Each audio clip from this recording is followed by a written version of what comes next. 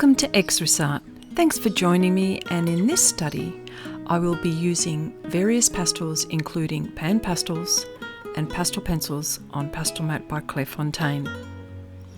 The art supplies I use are Panpastels, Bristle Brushes, various pastel pencils, Pastelmat by Clairefontaine, dark blue, Glassine Paper to protect work while I'm working and painting, Kneaded eraser on hand to use as needed.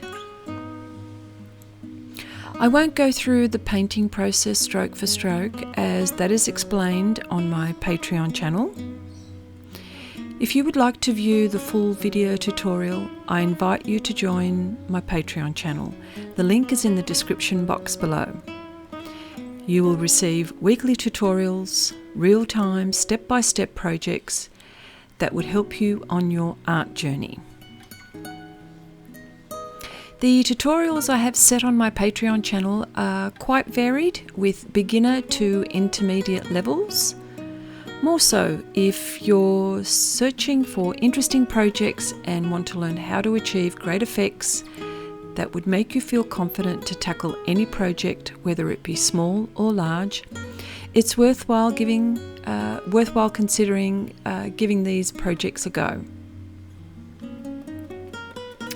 So this little study is all about how to paint crashing waves for beginners, or for those who don't normally paint moving water, is a great way to start, and this is sectioned off in 3 parts: the background, the middle, and the foreground, and some shapes in between.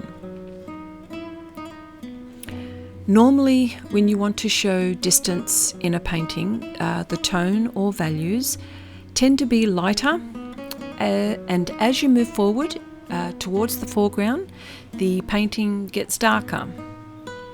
In this case, the reference image is a snapshot of part of the ocean, so the background is darker, and as you move forward, the tones or values get lighter. The middle section is all about the moving waves that have bounced off the rocks, creating big splashes. If you look hard enough, those waves are shapes, triangles, sort of unusual rectangles, maybe isosceles triangles. Yeah, so and that's how we handle this part of the water.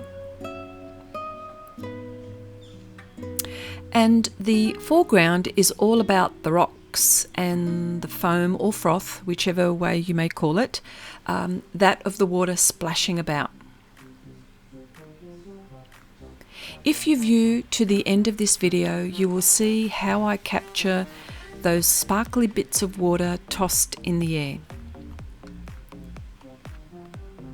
Seeing this is a study and a way to getting used to painting moving water, the size is relatively small, 14 by 20.5 centimetres or 5.5 inches by 8 inches. But it's not small enough that you can't paint and draw details.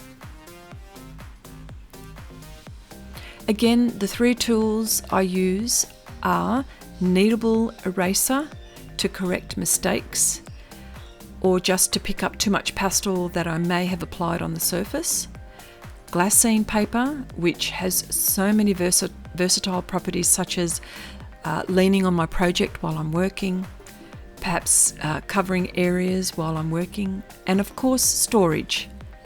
And last but not least, a mixing palette, which is just a toned piece of paper that I use to mix colours, which you see in great detail throughout this demonstration. When mixing my colours, I try to make sure I get near enough to the tones or values to create the 3D effects.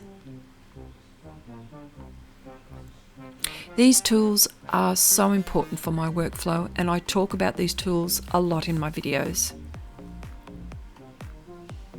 This study or painting process, like most, has an ugly stage where you may be thinking while you're painting, oh, this is not going well. And again, like all painting processes, you have to push past the ugly stage and trust that all will go well in the end. I will let you view the rest of this video. If you've enjoyed this video demonstration, please leave a like and a share. My name is Chrissy. Thank you so much for watching. And until the next time, keep on keeping on.